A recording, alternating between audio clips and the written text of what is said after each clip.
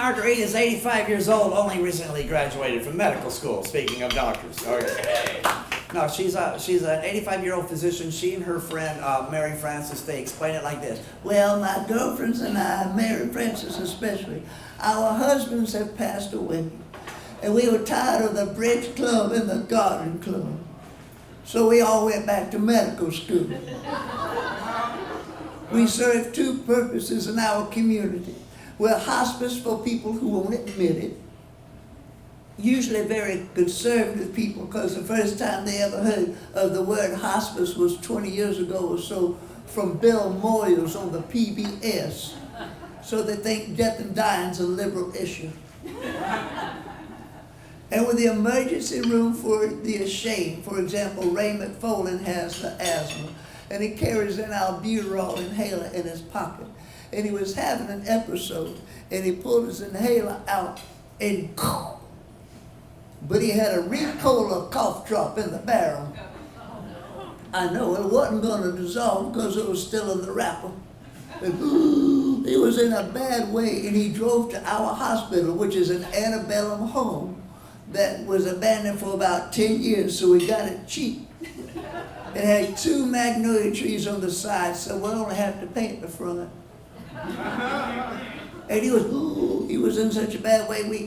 He came over our air hose bell. We have an air hose bell. That's how we know we have an emergency. The kang kang, we got it from Gene Ken. Oh, we have an emergency, let's go see. And he was in a bad way. We rushed him in there. Well, Mary Frances, I went to Emory. Have y'all heard of Emory?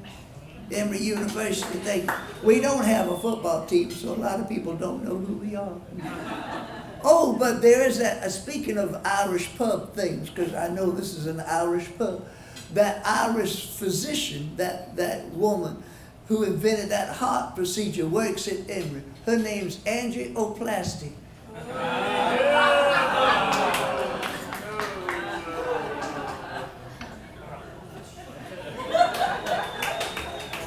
Don't give me patronizing applause. I know.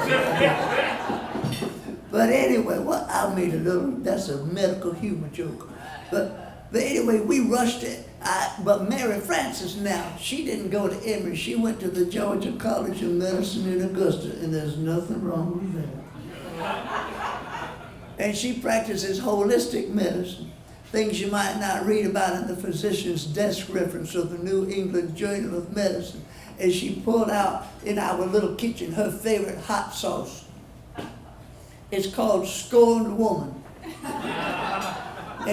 And she poured it in a little pill cup, you know, those little paper little cups like what you get your ketchup in at McDonald's. Except this is a medical supply, so it's $40. And she said, drink this down. He was healed. Well, that's Marguerite and Mary Frances. And Marguerite was very excited one day. She had just gone to the driver's, testing place, the DMV, Division of Motor Vehicles. That's what I couldn't remember what DMV stood for. And she had just gone there. She had just gotten her license. And if you're young and you get a new license, it's really exciting. How old are you two? Right over here. Thank you for bringing down the demographic age of the audience, by the way. Dude, all right. So it was still exciting. Are you driving by yourself without your father asleep in the passenger seat? Good. All right. So it's exciting, right? Well, you got your learners and you get your driver's permit. Are you allowed to drive at night? Yeah. Whoa. Is it legal or are you just allowed to? No, it's cool. Anyway, so I'll quit making fun of you. I'll make fun of you later again. I'll forget that I said I was going to quit making fun of you and I'll make fun of you later. Anyway, so Margaret, when you're 85 and you get a new driver's license, it's a big deal. And she walked out and she decided she was going to go for a little pleasure drive. She got in her 1968 Plymouth Fury.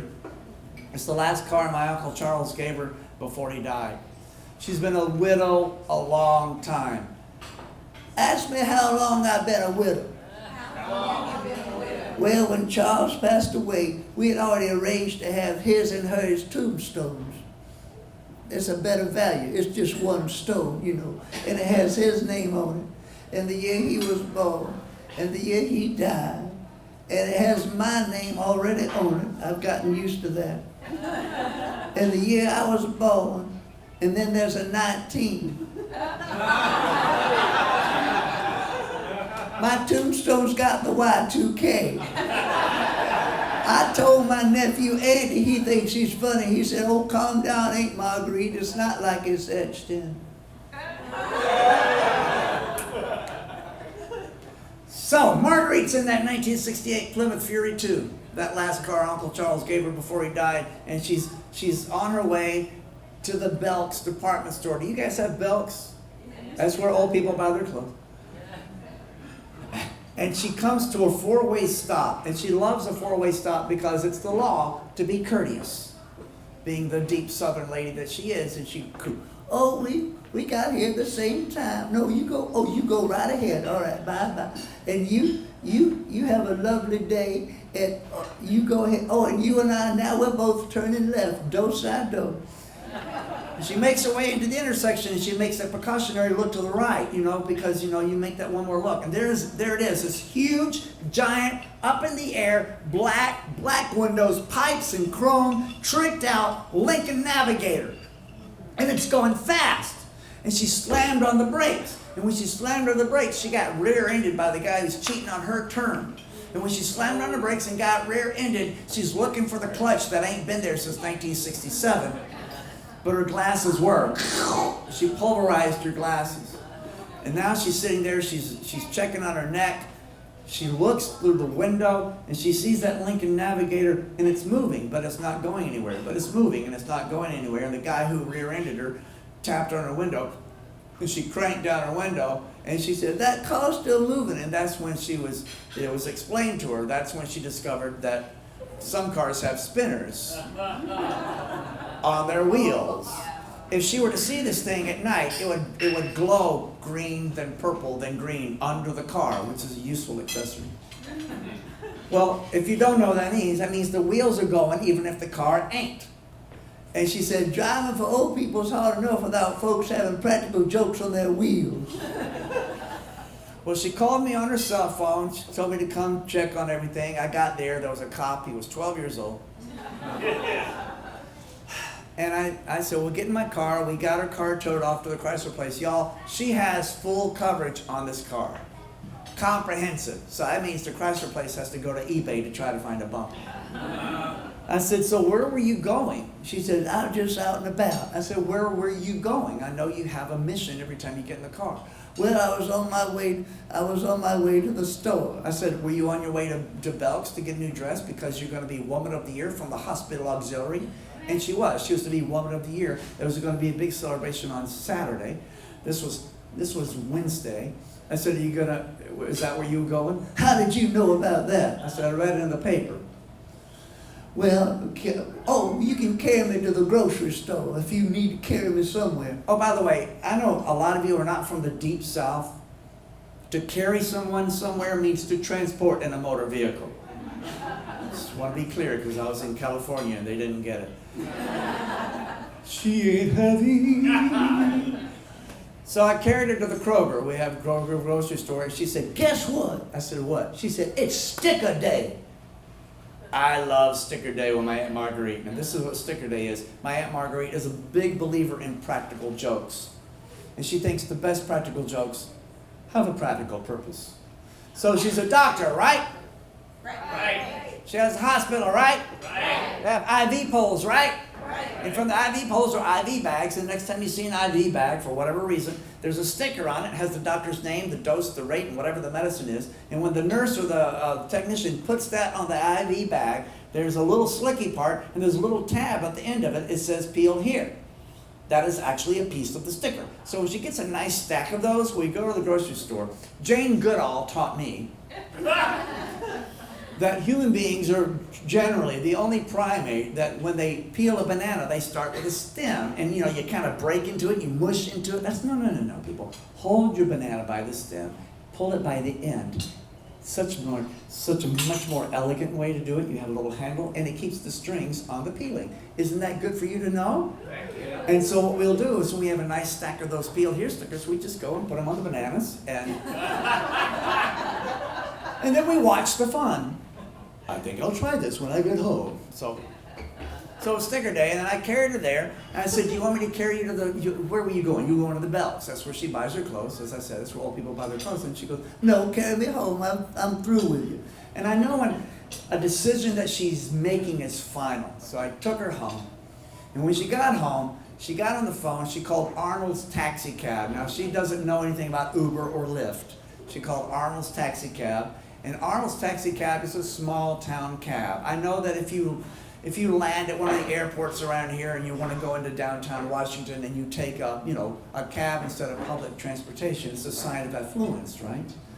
But this is a small town taxi cab.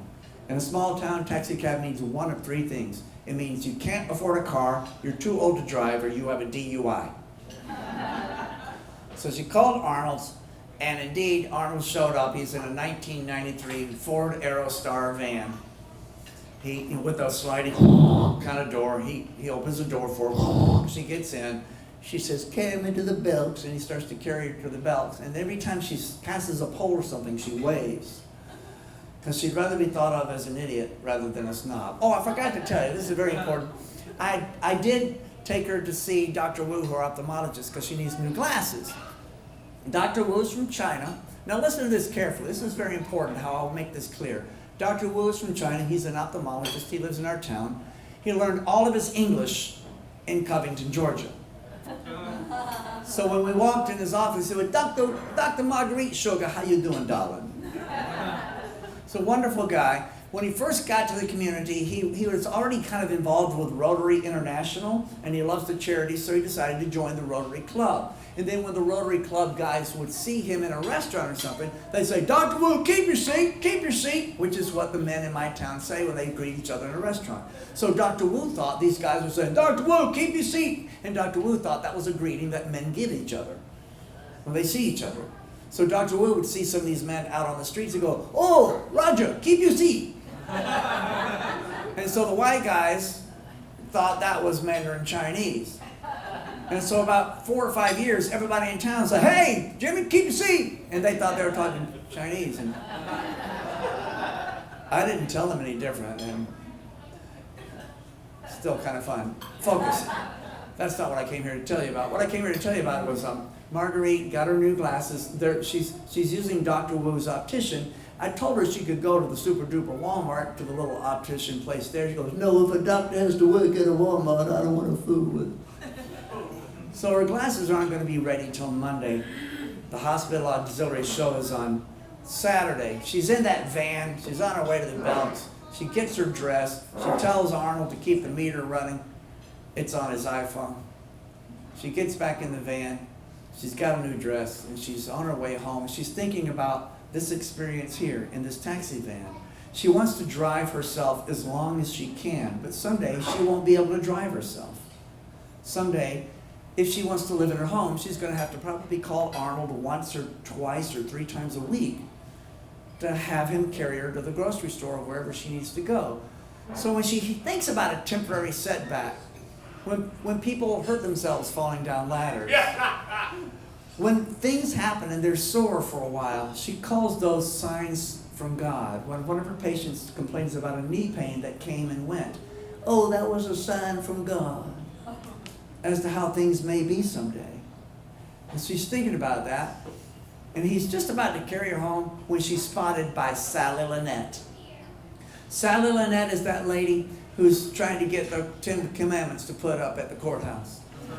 Sally Lynette is that lady who married well, but when her husband died, she found out that she hadn't married as well as she thought.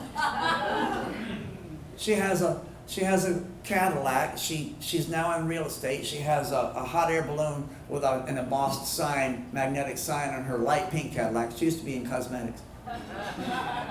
Is that Marguerite Van Camp in that awful taxi van? I've never seen such a thing. Marguerite, Mary Frances, Sally Lynette starts following Marguerite in the van, and when Marguerite gets out of the van and she's paying Arnold, Sally Lynette pulled up right in front of where Marguerite is. Her car is so nice that she can roll down the passenger side window from the driver's seat. I'm not kidding. Marguerite, sugar, you all right? Oh, hello, Sally Lynette. I'm fine. How are you? I'm fine too, sugar. I saw you in that taxi van. Are you all right? I told you I'm fine. I was in a little fender bender. I was rear-ended at a four-way stop.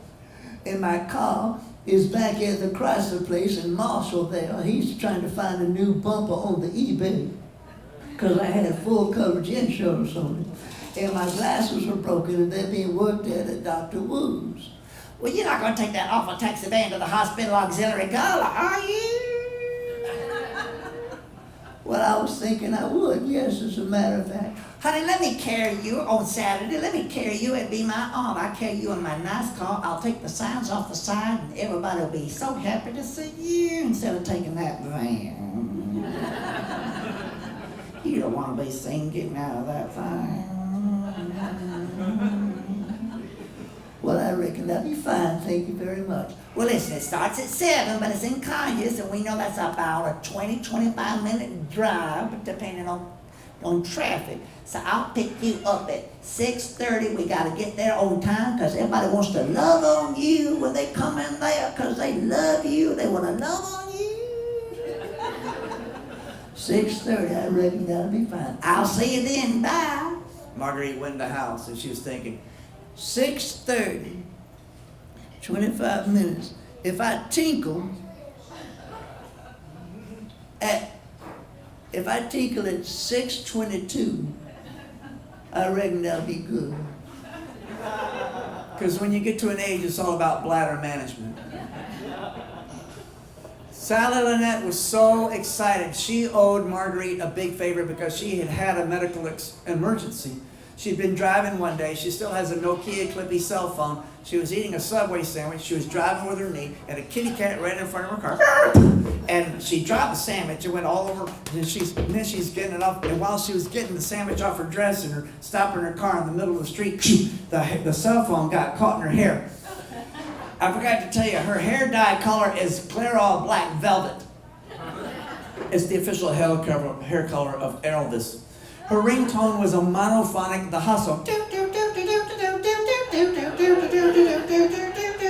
She drove, obviously, to Marguerite and Mary Frances' hospital. Kang, kang. Oh, we have an emergency. Let's go see who it is. Sally Lynette, what is wrong with you, sugar?